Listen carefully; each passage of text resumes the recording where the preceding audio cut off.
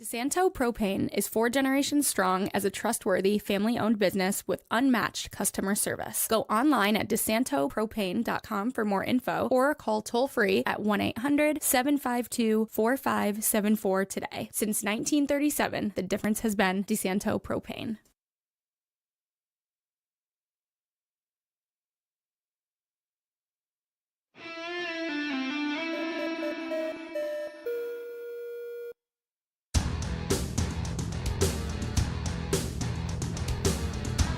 Good afternoon. Welcome back to Against the Boards. I'm your host, Chamberlain Bauder. Thanks to my producer, Paul Russo. And as we get into this week, big time Amerks week. Of course, last night, a tough 5-4 loss against the Laval Rocket in the opening game of the North Division Finals. They'll play again tomorrow in Rochester before heading to Laval for the last 3 games of that series, as long as it drags out to those last 3 games, getting to 5. We'll see ultimately off of tomorrow how that goes. But as we sit here today, I was able to go to the game last night. I unfortunately won't be able to go to the game tomorrow, but thanks to the post-COVID world of reporting that we have, I'll still be able to report on the game and be in the press conferences and everything. But ultimately, trip for NCAA tournament means not going to be in Rochester tomorrow. But Amerks definitely going to need a big bounce back, as this first game after the opening round, it wasn't that they showed any sort of rust in this game. It's just ultimately the fact that the hardest matchup they've had in the North Division all year has been Laval, and at the end of the day, it showed up in this game. We'll take it right to the start of this one, as, of course, I just took the opportunity to take some fancy pictures during the pregame of this one as the North Division final was getting set. But, of course, Devin Levi being out there ready to go with the rock mask. The starting 5 for the Amerks on the night was the second line, actually, with Noah Osland out there, Mason Jobst. It was Nikita Novikov and Zach Metza and Josh Dunn rounding out that group as I'm looking at it, trying to line myself up. But ultimately, Amerks, we know how it goes. They roll 4. They don't really care who's out there. Devin Levi's going to be in goal. He's having an amazing season, and we'll take this opportunity right here actually to talk about the season that he's had and the improvement that he's had. Obviously, he lets in 5 goals in that game yesterday, but still through 4 games in the playoffs right now, his goals against average is only 1.76. He's already had 2 shutouts. He had no shutouts in the postseason last year. And even if we just look at his regular season turnover from the 23-24 year to the 24-25 year, obviously he played almost double the games this season, but 7 shutouts this year versus none in the regular season in 23-24. Overall, makes 1,000 saves, over 1,000 saves actually this year, a 2.2 goals against average, and over 9-1 on the save percentage. But where it really starts to improve is the playoff numbers from year over year. Last year in the playoffs, he played in 5 games, allowed 15 goals. This year in 4 games, he's only allowed 7. And that goals against average is almost a goal lower from the playoffs last year. Now, given it was a little bit tougher for the Amerks last season in the playoffs, it felt like, than it has been this year, but definitely is easier because of how much better Devin Levi is for this team.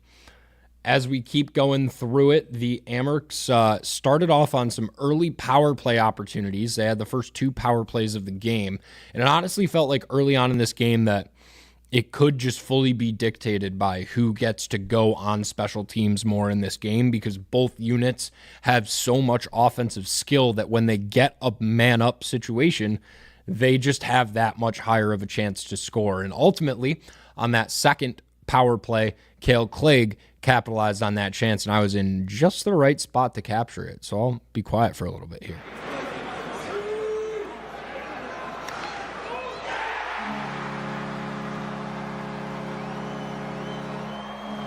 The one-timer from the top for Clegg is officially an Amerks playoff staple, even more so a staple than going to overtime right now, because they haven't done that at all in this playoff stretch, and yet Cale Clegg now leads all defensemen in AHL playoff points with 7 and also has 4 goals to his name right now just in the playoffs. Absolutely lighting the lamp at the front end of things or on the back end of things.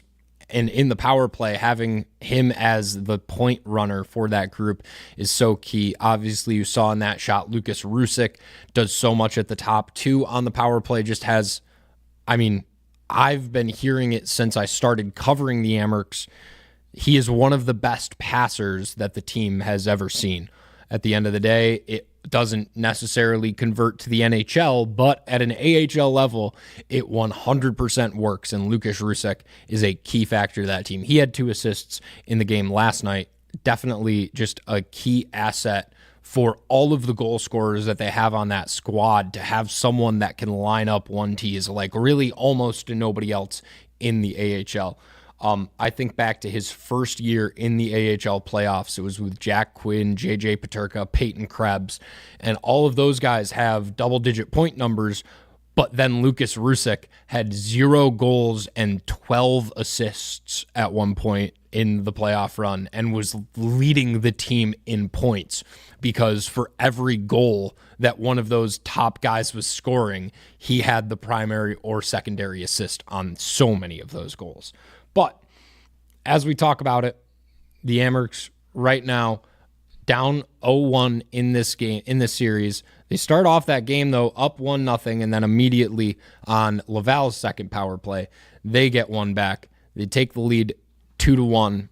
In the second, that's where things really start to almost look up, but then also come back down for the Amerks. Josh Dunn scored an absolute beauty of a wraparound goal. Of course, there was so much chaos in front of the net, I couldn't get the shot of the actual goal, but Isak Roseyan, get me somebody who looks at me the way that Isak Roseyan looks at Josh Dunn, and I'll live a happy life ultimately at the end of the day with this one. But just an insane goal, deflected off the goalie on the far side from me, the left side of the goal. Dunn takes it, goes around the net, realizes the goalie is still searching for the puck on that far side, and just tips it in right around the corner. Doesn't even get his body to goal line extended to make that shot, and buries it for a 3-2 lead at that point for the Amerks.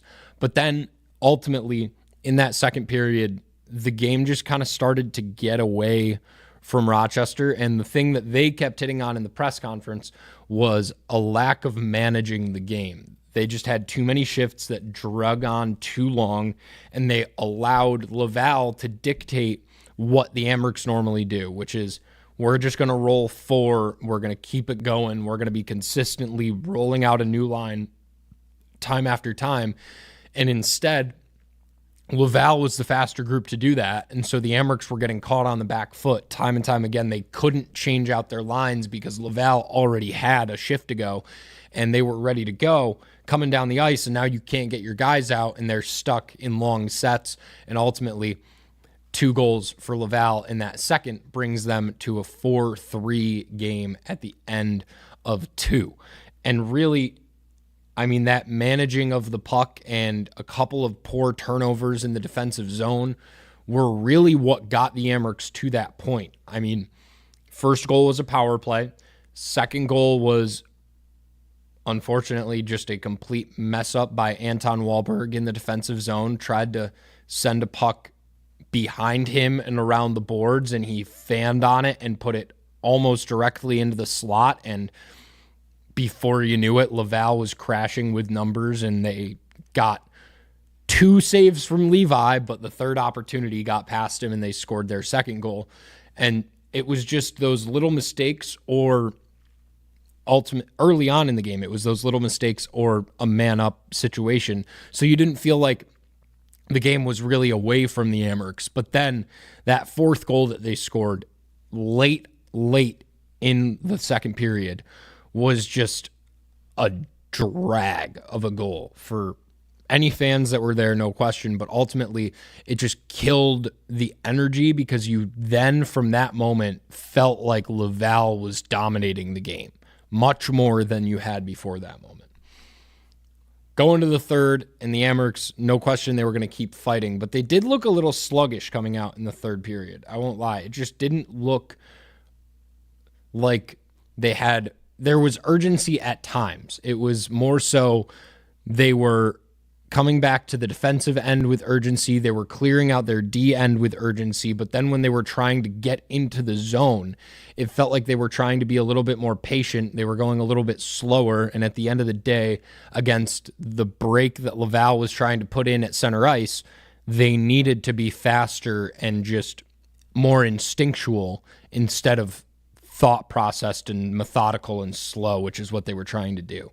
That was another thing that Coach Leo talked about in the post-game press conference, along with managing the game, was there were just times that ultimately, and obviously it would have helped if they had managed the game better and they got those line changes better, but there were times where he felt his guys just needed to be that split second faster, that I'm not thinking, I'm reacting, I'm instinctually causing whatever I'm going to do next.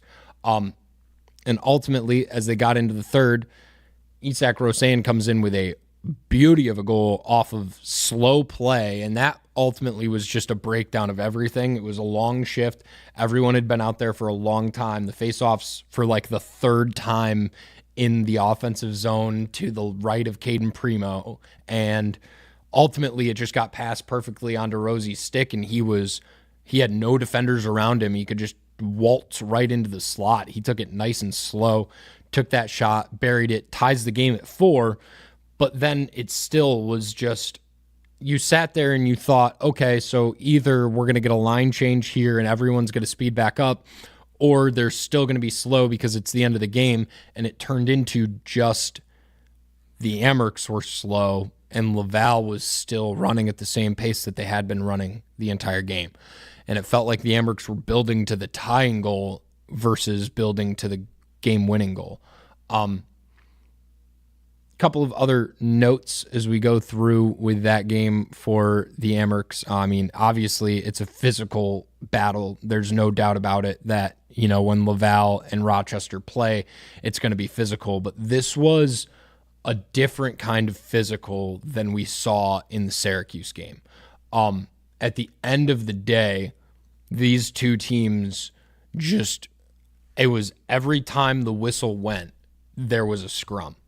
Whether it was a shot on goal, a puck up into the netting, every single time the whistle blew, that felt like it was Laval's cue to go and grab someone from the Amerks. And they did a good job of weathering the storm, I guess is the easiest way to put it, trying to laugh it off and just get out of those situations. I honestly thought Sidolov Komarov was going to get into another fight like 3 different times in that game. He was letting the jaw flow, no doubt about it. I asked Cale Clegg after if he felt like he had any extra energy. He said no, that's just kind of been his vibe all year, is that chirp, but I don't know. It looked a little bit extra. It looked like somebody who was like, well, I've been at the rock bottom of a fight now. There's only going up from here. And honestly, if I were him, I would want a chance to redeem myself in a fight. But if I'm the rest of the Amerks, there's no chance I'm letting Comey get in a fight now. I mean, I'm pulling him out of every single situation. He also had an insane blocked shot, as at one point, Levi comes out of the goal to try to play a puck. Puck gets played past him.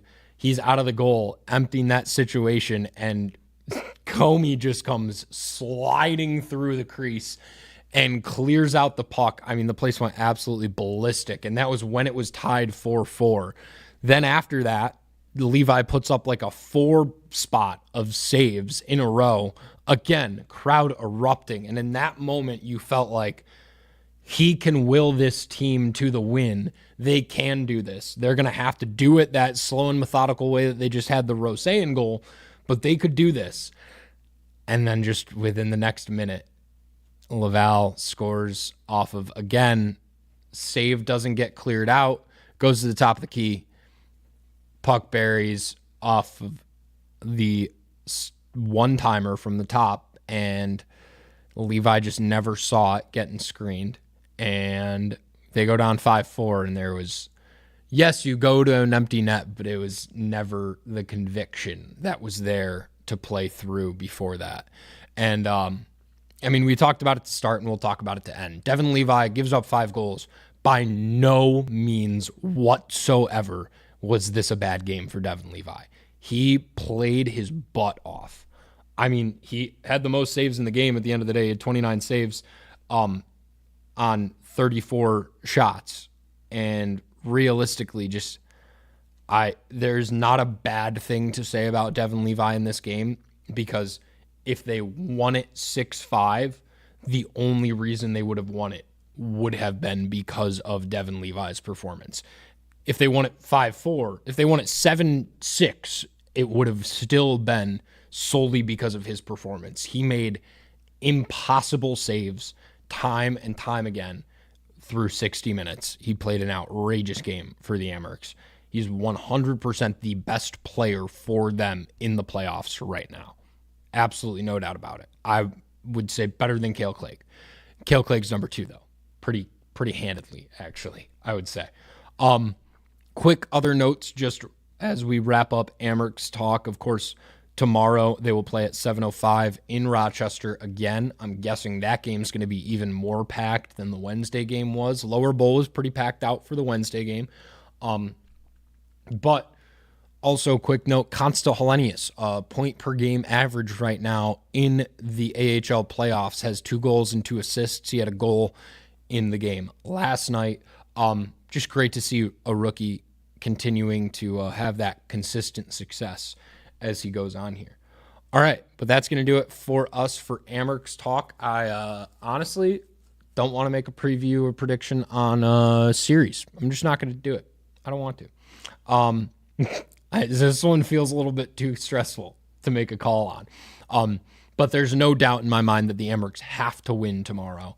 Tomorrow is a must-win game for the Amerks. You're not going to Laval's house down 0-2 in the series. You can't come back from that, in my mind. And if they did, it would be simply outrageous. But, must-win game tomorrow for the Rochester Americans.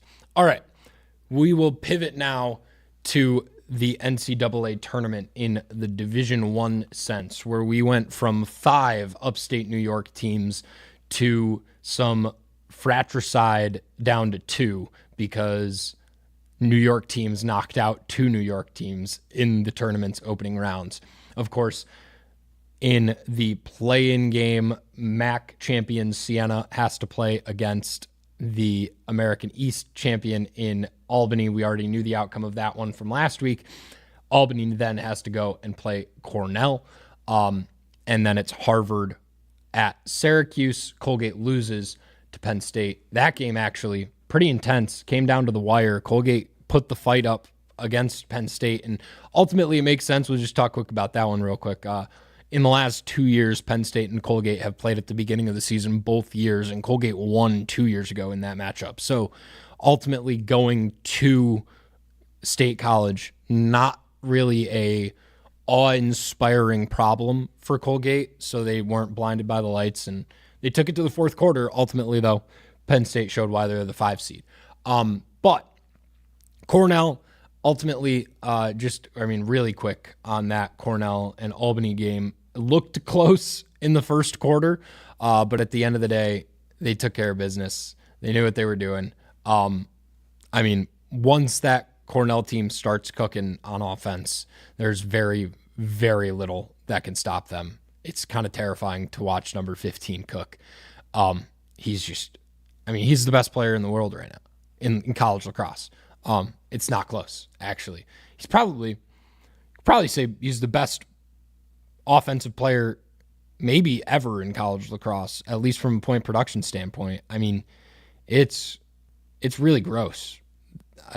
Completely ambidextrous. Oh, that's looking Rob Pennell-esque in that shot right there. But ultimately, Silas Richmond for Albany can't really do anything when that offense has the ball as much as they do. And if they're going to put up 15 and then you have to play the number 1 team in the country's defense, no matter what, you're going to run into a brick wall. And that's kind of what happened. First quarter, it was kind of close. Albany kept themselves in it and having a conversation, but by the time it turned to the second half, we all knew exactly how that game was going to go. The other one, though, I think game of the year in college lacrosse. And if you're not a Syracuse fan, it's definitely not game of the year because this game pissed everybody off.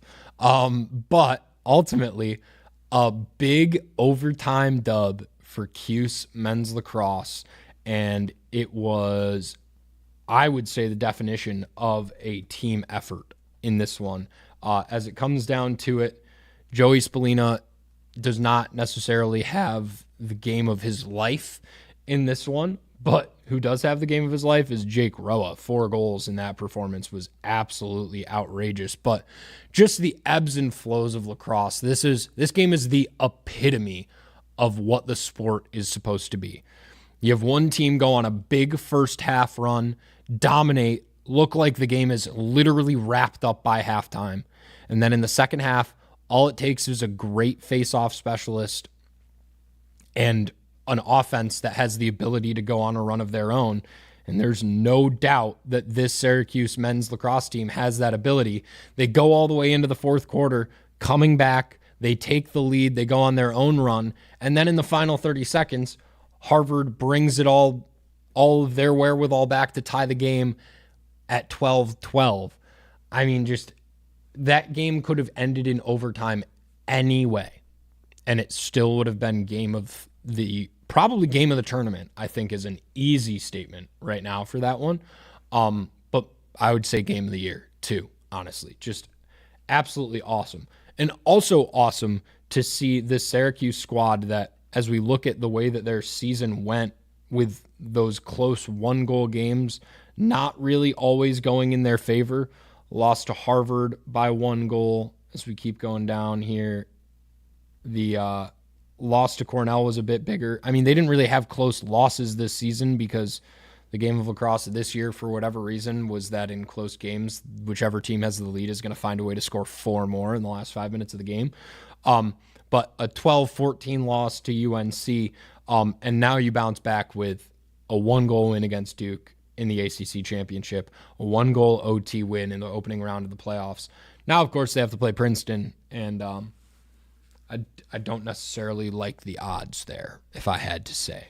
To be honest, that's just a tough. I think Princeton's going to make it to the Final Four. And at this point, now that leads me right into the next thing, which is let's go with some Final Four picks. We don't have any visuals right now because the brackets from the NCAA never got updated, unfortunately. But as we look to a quick bracket of the NCAA men's lacrosse, I am going to go Cornell, easy. Maryland, easy. Princeton, easy.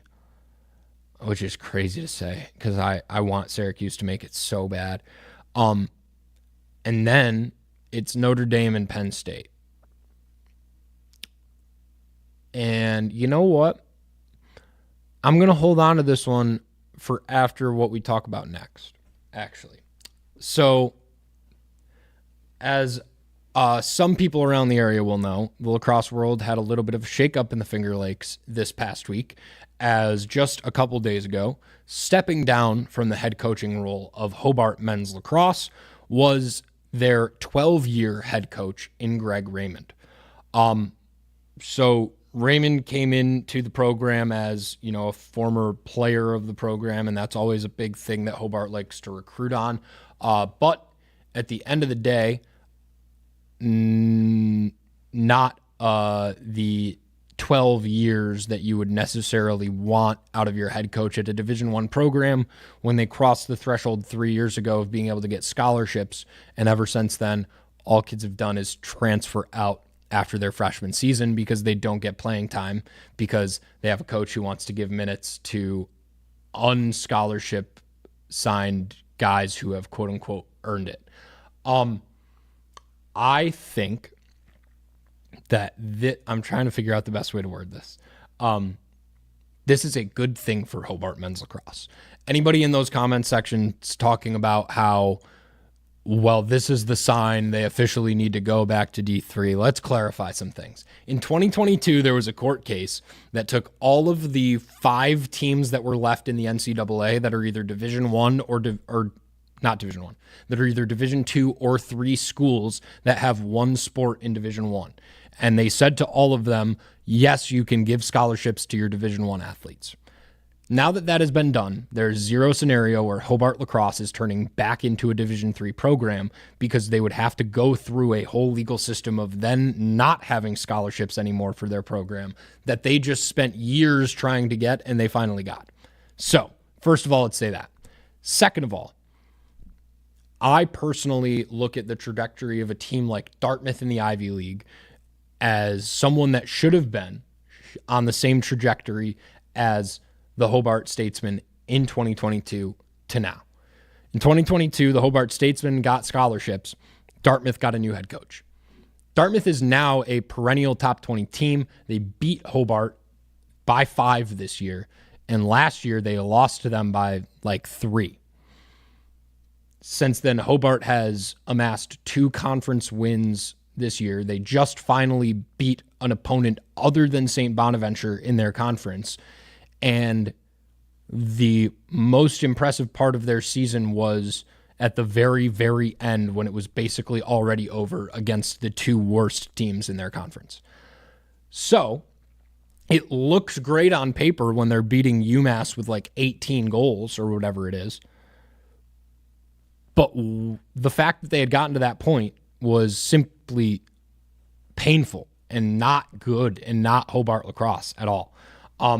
So there's a lot of things in my mind that need to change there, and I really, really hope that in this coaching search that they go on, they don't sit there and go, we need to hire a former Hobart player, because I hate to break it to you, but the only one out there right now that would be worth hiring already has a job that's a little too big to be coming down here, and that's why I said we'd hold on to it. It's Jeff Tambroni from Penn State.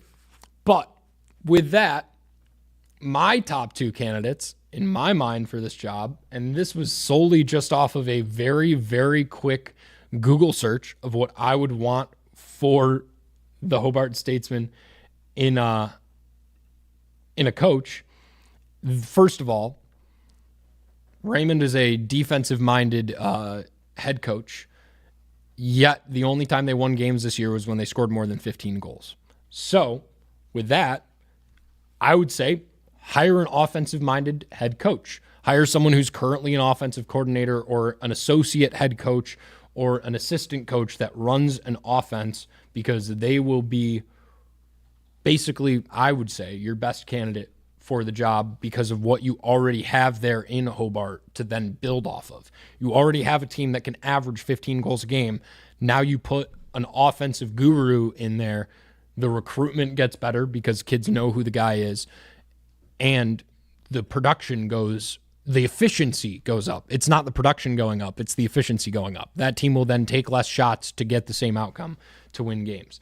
So I have, in my mind, 2 candidates for this job that pop off the sheet to me, but they're not going to be candidates in the sense that they would likely be going and applying for this job at Hobart. It would be more so that Hobart would have to go and ask them to come and apply for the position.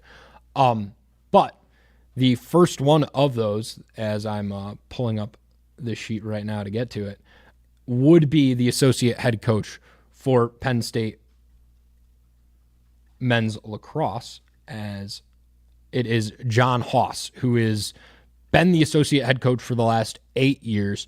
He was the head coach, or he was the offensive coordinator for Mac O'Keefe. He was the offensive coordinator for TJ Malone. He's got Matt Trainer right now. And he's been with Jeff Tambroni the entire time that Tambroni has been at Penn State. So for anyone that wants a Hobart connection, I'm going to be honest, I think this is about as close with a qualified head coach candidate. This is as close as you get to a Hobart connection that you can ask for. Now, my prime candidate for the job and the person that I would be trying to offer literally everything in the kitchen sink to right now would be the offensive coordinator of Princeton in Jim Mitchell. So obviously Jim Mitchell is, Princeton is Princeton right now. They're one of the best offenses in the country this year. They've been one of the best offenses in the country over the last 5 years or so, and since he's been the offensive coordinator. But where else is he the offensive coordinator? The Boston Cannons. Now, you want to recruit kids to play for your team, then tell them that the offensive coordinator of a professional lacrosse team is the head coach of your team. You know, I'm pretty sure it's not that hard for Ohio Northern to recruit when Nat St. Laurent is the head coach of that program. The hardest part is whether or not they're actually engineering kids that want to go there. But Jim Mitchell is the offensive coordinator at Princeton. That would be my top candidate personally for that head coaching job. Now, hopefully we'll have some info as time goes on with what the search actually ends up being like. I hope it's a search and not just an application process. I'd have to assume that with it being a Division I program that it will be a search, truly. But yeah, it's got to be an offensive coordinator of a top 15 team in the country, in my mind. It's kind of got to be what it is, and it shouldn't be Matt Danowski from Duke. But yeah, that's the Statesman situation, and so that's what kind of leads me to that fourth spot in my picks. I think it would be awesome if Penn State goes on to the next round, makes the Final Four, and then Haas looks like he's in a perfect spot to look for an opportunity for his own head coaching gig after that with the way that Penn State squad is this year. Shout out to Jack Frassion, their goalie. He just got signed as an undrafted free agent to the Redwoods. But yeah, I think those are the two top candidates in my mind for that spot. And when we go to the 4 picks, I think ultimately Richmond is going to give Cornell a run for their money, but I think Cornell comes out of that weekend pretty comfortable. On the flip side, Maryland taking on Georgetown, I think that game is going to be like 9-7, and the 7 goals for Georgetown are all going to be scored by Aiden Carroll. Princeton, Syracuse is going to be a close 5-goal game. Whoever goes on the last run of that game is going to win. And then I think Penn State and Notre Dame are going to beat the living crap out of each other, honestly. One of those teams is not going to break 8 goals, I think. And that's going to be what decides it ultimately in that one. I mean, Notre Dame definitely has all of the right pieces, and they're clicking at the right time to be able to get through that. That's more of a passion pick for Penn State, because I would rather see them get to the Final Four than see Notre Dame get there for a 3rd year in a row. But yeah, Notre Dame definitely could in that 4th spot. All right, well, that does it for NCAA tournament talk. Anybody interested in listening to me a little bit more over the weekend, you can tune into WHWS.FM, as we will be on the road in Middlebury, Vermont for the NCAA Division III Women's Lacrosse Tournament. Myself and Ted Baker on the call for William Smith. They take on York on Saturday at 1, and then the winner of that game will play against the winner of UChicago and Middlebury on Sunday. But William Smith still cooking right now is kind of crazy to see. I can't lie. Fun trips though at the time, because they're without their best player, and they're still now in the 3rd game of the tournament. Pretty awesome to see. But that's going to do it for us this week on Against the Boards. Hope you enjoyed. Thanks to my producer Paul Russo. I've been Chamberlain Bauder. We'll see you next week.